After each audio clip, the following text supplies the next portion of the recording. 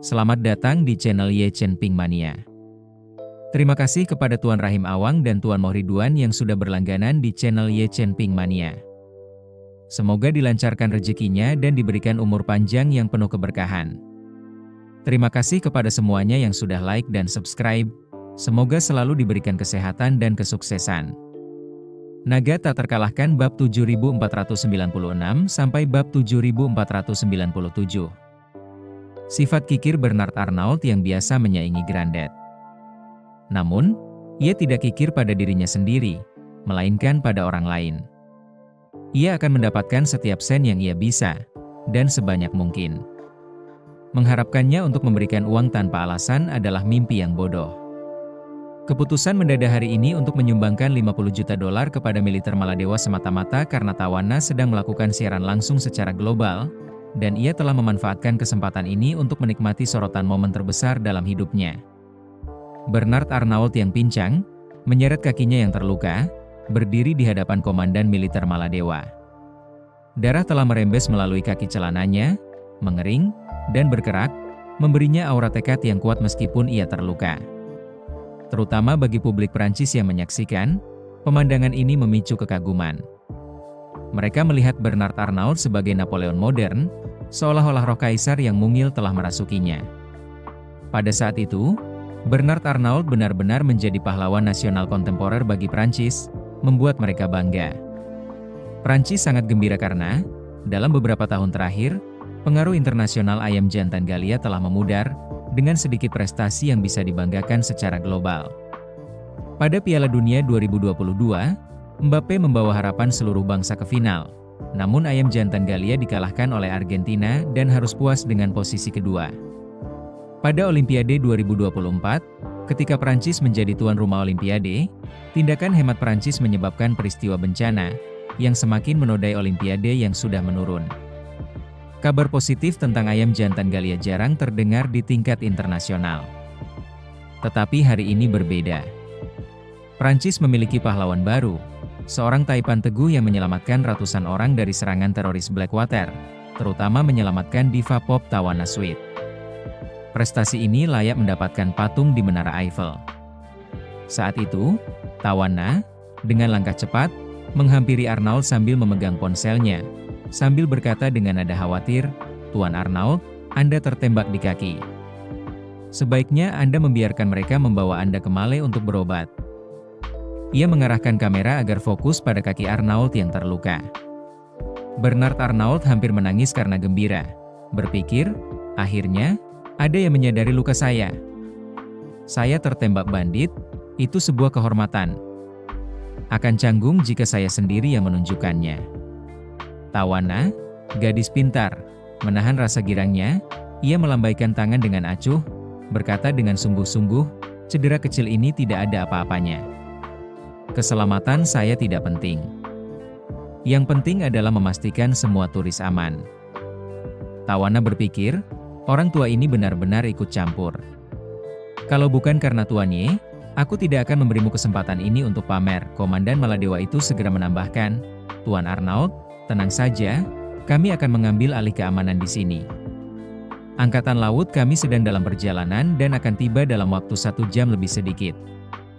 Mereka akan mengamankan Pulau White Horse secara menyeluruh. Silakan bawa helikopter kami ke Male untuk perawatan." Bernard Arnault menggelengkan kepalanya lagi, "Tidak apa-apa. Petugas medis pulau ini bisa mengobatiku untuk saat ini. Setelah semuanya tenang, aku akan kembali ke Prancis." Sebenarnya, pikirnya, aku tidak percaya helikopter atau standar medismu.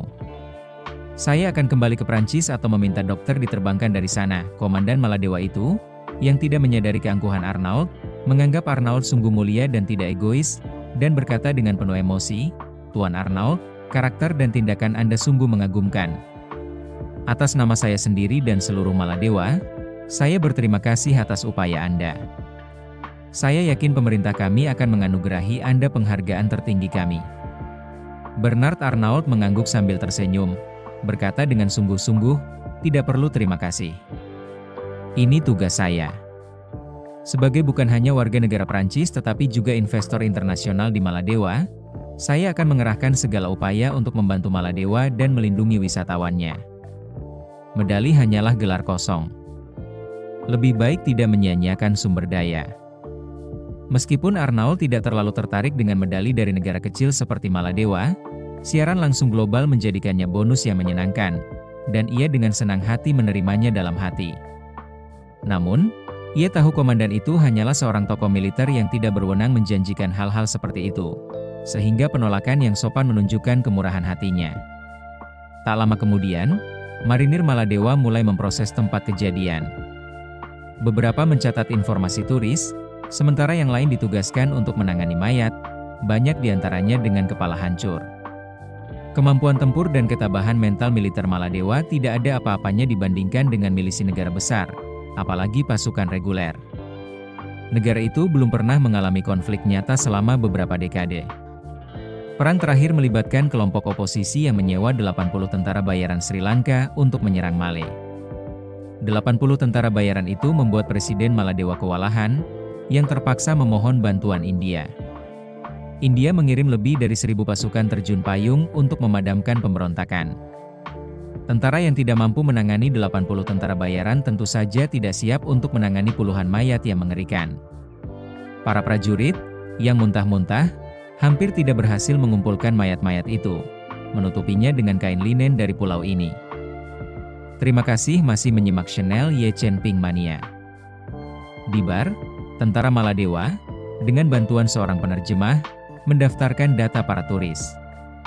Ketika giliran Emalan tiba, ia menyebutkan nama dan kewarganegaraannya, lalu bertanya, "Hei, kami hampir mati di wilayahmu. Apa kau tidak akan memberi kami kompensasi atau semacamnya?" Tentara itu menggelengkan kepalanya, sementara penerjemah itu menimpali, "Maaf, kami hanya bertanggung jawab untuk mendaftarkan informasi. Kami tidak tahu tentang kompensasi." Alan, kesal, berkata, "Kalau begitu suruh orang yang bertanggung jawab untuk bicara. Kami menghabiskan banyak uang untuk datang ke sini, hampir tidak menikmati diri sendiri, dan hampir mati. Kau berutang kompensasi kepada kami." Xiao Cangkum menimpali, "Tepat sekali. Pengalaman ini mengerikan. Kau harus menawarkan sesuatu untuk memperbaikinya." Turis lain juga sependapat, telah membayar sejumlah besar uang hanya untuk menghadapi cobaan traumatis, yang pantas mendapatkan kompensasi. Mendengar ini, Bernard Arnault tertatih-tatih maju, mengumumkan dengan lantang, "Semuanya, jangan khawatir tentang kompensasi. Pulau Kuda Putih akan memastikan penyelesaian yang memuaskan. Awalnya saya bisa menjanjikan bahwa semua biaya akomodasi, transfer pesawat amfibi, dan penerbangan ke dan dari Maladewa akan ditanggung." Alan, frustrasi, bergumam kepada Xiao Cangkun, "Itu tidak ada hubungannya dengan kita. Lagi pula biaya kita ditanggung oleh teman menantu saya yang baik hati."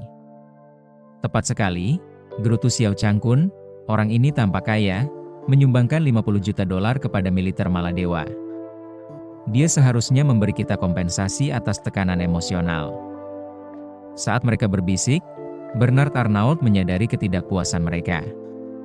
Mengetahui mereka datang bersama Ye Chen, ia segera menambahkan, "Selain itu, kami telah memutuskan untuk memberikan kompensasi $100.000 kepada setiap turis, termasuk anak di bawah umur. Ini akan ditransfer ke rekening Anda sebelum Anda meninggalkan pulau ini." Kerumunan bersorak-sorai dan tepuk tangan.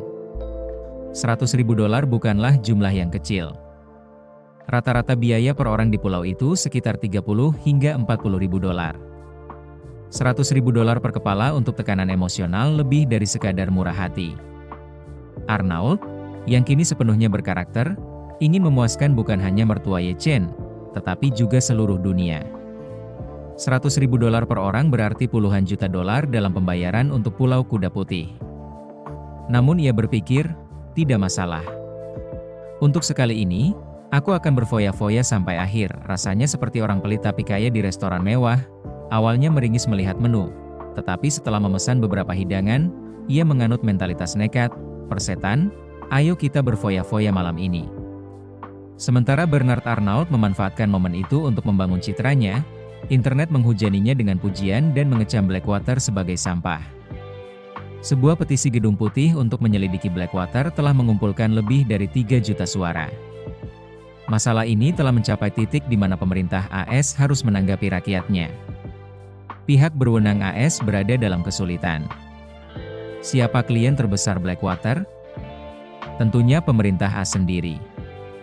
Setiap perang di Timur Tengah selalu berada di bawah bayang-bayang Blackwater. Mereka menangani pekerjaan kotor, termasuk minyak suriah yang dicuri dan diselundupkan, yang seringkali difasilitasi oleh Blackwater. Dengan kata lain, Blackwater adalah sekutu dekat pemerintah AS, yang licik namun erat kaitannya dengan para petinggi. Sekarang, dengan bangsa dan dunia menuntut hukuman Blackwater, AS berada dalam posisi yang sulit. Penindakan keras yang menyeluruh berarti menangkap tokoh-tokoh kunci dan menyelidiki perusahaan tersebut secara menyeluruh untuk menenangkan publik.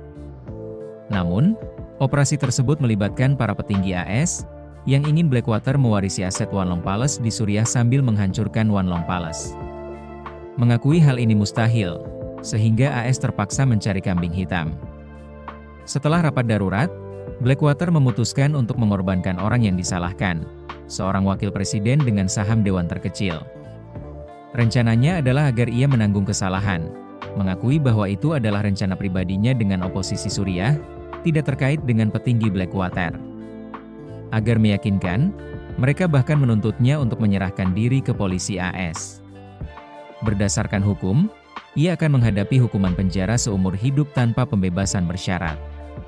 Sebagai kompensasi, pemegang saham lain menawarkan $200 juta kepada keluarganya. Enggan tetapi terpojok, wakil presiden tidak punya pilihan. Para pemegang saham ini, mantan tentara dan tentara bayaran, bisa bersikap kejam. Setuju, dan ia akan mendapat kompensasi. Menolak, dan ia mungkin mati dalam tidurnya malam ini, dicap bunuh diri, tetap menanggung akibatnya. Dengan demikian, pemerintah AS mengumumkan secara global bahwa serangan Pulau Whitehorse telah diselesaikan, dengan perencana menyerahkan diri kepada polisi, dan penyelidikan terhadap Blackwater sedang berlangsung. Ini adalah kedok asap untuk menenangkan publik. Mereka akan bersikap tegas, membiarkan kemarahan publik mereda, menghentikan penyelidikan lebih lanjut dalam beberapa bulan dan menyatakannya sebagai tindakan tunggal wakil presiden, tidak terkait dengan Blackwater, yang secara efektif menyembunyikannya. Namun Ye Chen tidak berniat membiarkan Blackwater lolos begitu saja. Ia ingin mereka membayar harga yang mahal, untuk mengetahui bahwa istana Wanlong tak tersentuh. Untuk saat ini, dengan Bernard Arnault yang sedang berada di puncak kejayaannya dan penuh semangat, Ye Chen akan membiarkannya memburu Blackwater tanpa henti, memastikan mereka menghadapi masalah yang signifikan. Bersambung.